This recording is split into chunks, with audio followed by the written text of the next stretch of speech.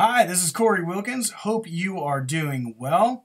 Today we're going to look at some parallel processing on a kick drum. If it's just not giving you that punch and that snap and the presence and the mix that you really need out of a kick drum, there is a real simple way to fix it without completely mangling the entire kick drum signal.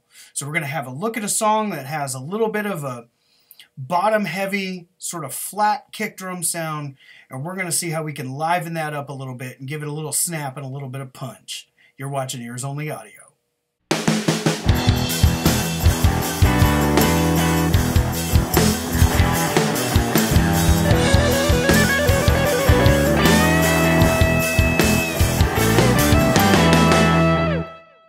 So I have this song called Warm that was provided by ProduceLikeAPro.com. That's Warren Hewitt's operation out of Los Angeles.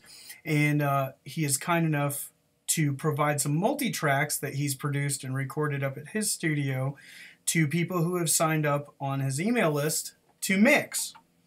And this is the second song of his that I've mixed.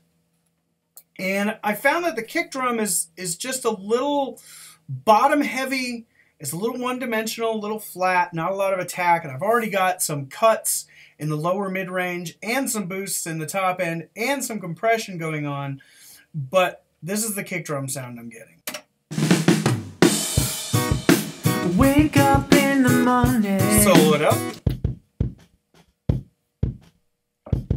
Not real exciting there. Now let's go ahead and find a place when the band comes in, and you'll really hear it start to disappear, and you'll see why I don't really like this kick drum sound. I wanna wait for summer to come, 'cause I'm warming up with you in my arms. As you can tell, there's just not a lot there to make the kick drum kind of jump out of the mix and hit your speakers real hard. So I don't want to lose all that low end. I don't want to just completely mangle this track. So what I'm going to do is I'm going to process it in parallel. So I'm going to duplicate this track, and I'm going to really just destroy that duplicate so that all I'm making is a bit of attack for this kick drum sound. And I'm going to make it from the original kick track. Kick 168 BPM. So Audio track. I'm going to double tap T to get to my track menu while my cursor is over the kick drum track, and I'm going to go down until I hear duplicate. Menu 11 pi make scroll free commit bound new rename duplicate ellipsis duplicate tracks. This, we just need one duplicate. I'm not going to duplicate the inserts or the sends. One data to do active playlist alternate automation checked checkbox. We're going to uncheck automation. Uncheck automate inserts checked check uncheck it sends check uncheck group assignments check uncheck insert after last selected track check. We do want it after the last selected track so that my kick drums will stay together. Cancel OK button. Press OK button. Okay, now I have a duplicate. Tim.gtl that steel SSN rack kick.168 BPM.EP1. There it is. So I'm going to go ahead and add a channel strip in here. Menu 3 items check on my duplicate. Plugin submit. But I'm going to process it EQ channel strip totally differently than my other. I'm going to go to my preset. Insert less than factory menu 28 item. That's the process order I want. It could boot bottoms CSR. Press CSR. The compression a little closer to where I want it. edit view plugin. The first thing I'm going to do is high pass this pretty aggressively. Get rid of all that bottom end. Out 20.6 hertz. Invert 25 37.4 hertz. In. Let's see what we're getting. You are currently on the vertical parameter inside of a plugin. That's what we're getting rid of. This is what we're left with. Out.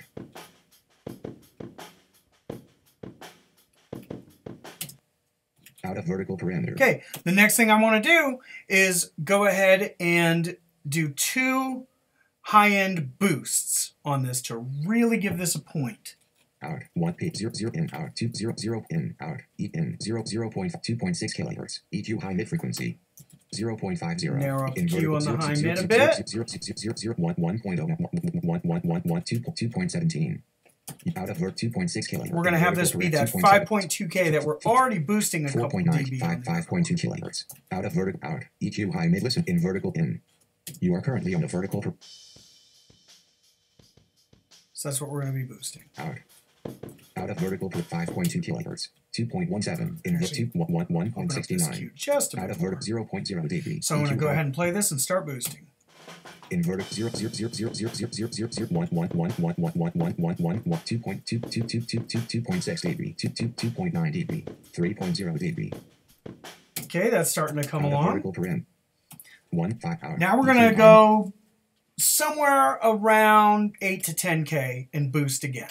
In 0.0 0.50 EQ high Q inverted 0.1.59 out of vertical peak 10.5 out EQ inverted in out of vertical 10 point invert 10.3.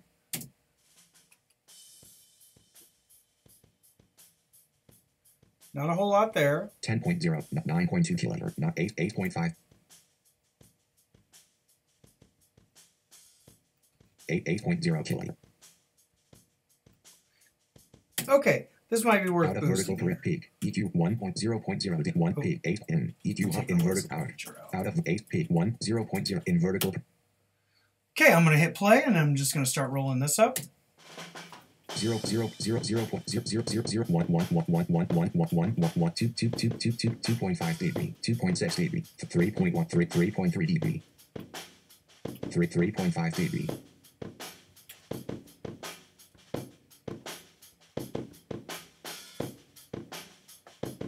Okay, not a great kick sound, but it can be really nice when we compare it, out of vertical or combine it, sorry, with the other.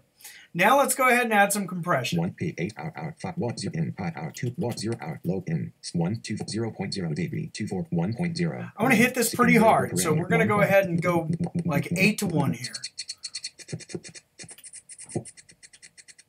8.21 7.81 8.21 out of vertical 24.0 0.10 inverted 10.2. Open up this attack a bit 22.0 because we want the transient to get through. That's the part we want to accentuate. 27.6 milliseconds 29.3 milliseconds 29.9 milliseconds. So we'll go around 50.1 30 millisecond 51. Attack. 87.4 milliseconds 89.9 release down a bit. 103.9 milliseconds. Out of verdict 0.024.0 inverted. Let's pull the threshold down a bit. We've lost a lot of low end, which is most of this track. Minus So we're going to 32.6 have minus to 32.8 pull this dB. threshold down a ways before we minus start 36.0 seeing the compressor. minus 38 points minus 39 point minus 40.4 dB minus 41.0 dB. Let's see what that's doing. Ignoring next key press. High ball floating. Steel drum S rack. Oh, kick dot 168 BP. Washing gain reduction meter.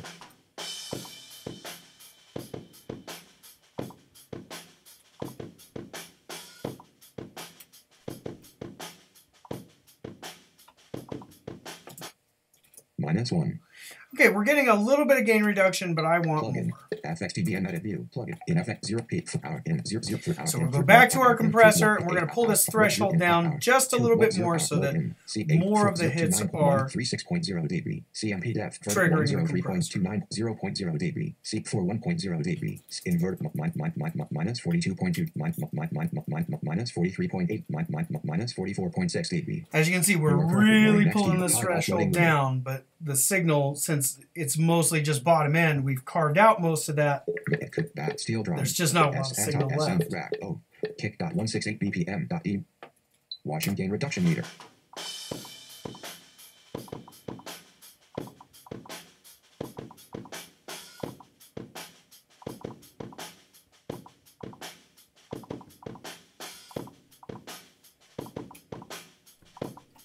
Let's see what we're getting. -5.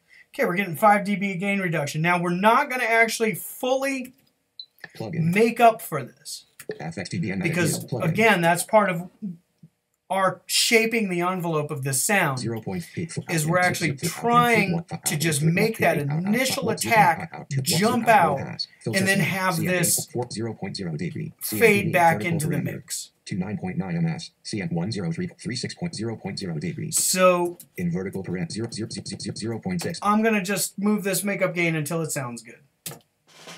1.3 1.6 dB 2.0 dB 2.2 dB 2.5 dB 2.8 dB 3.1 dB. Okay, I think we're getting there. So Ignoring next key. Hide all floating windows. Check. Is what I'm going to do now Tim dot stick s rack 1 0 kick is kick. combine this with the original kick drum, and let's just see what we have. Just the original kick.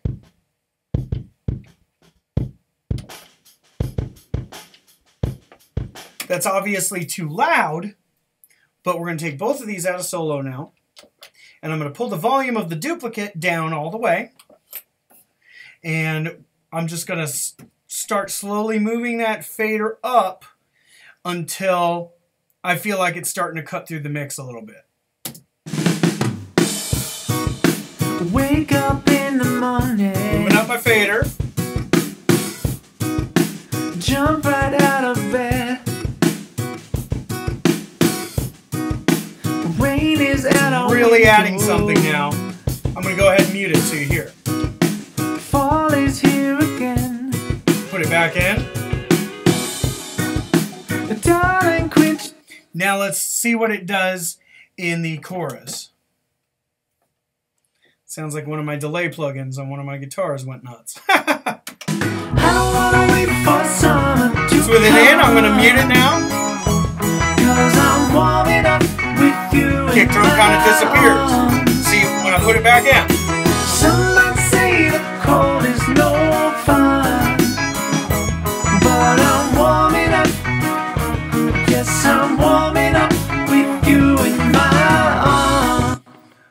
Okay, now is what I did was I actually turned up the volume of it a little bit in the chorus where it gets a little denser. You got the synth coming in, you've got the guitars, the bass guitar, all that stuff, and I still felt like it wasn't jumping out enough, but I feel like in the verse, that's plenty, right? It's making a big difference when I take it away. Put it back in. Jump right out of. Pretty huge difference. It's really putting a point on it. It just needs a little volume bump when the chorus comes in. So I would actually sit here and automate that. I would just ride my fader for the sections where I wanted the kick drum to have a little bit more of a point on it, a little more attack, and then let it go back down again when I was ready to let it sort of fold back underneath the original kick drum track. So when you have a kick drum that just doesn't have any attack to it, doesn't have that slap, this is a really quick way without completely mangling your original sound source to add that attack. You just use the original source and you take away all the stuff that isn't attack and you really boost the stuff that is, and you let that attack through your compressor, but you really hit it hard when it's time. You can have a pretty fantastic sounding final kick drum, and then you can just bust these two together. So remember, original kick drum, our second kick drum that we made, both of them together.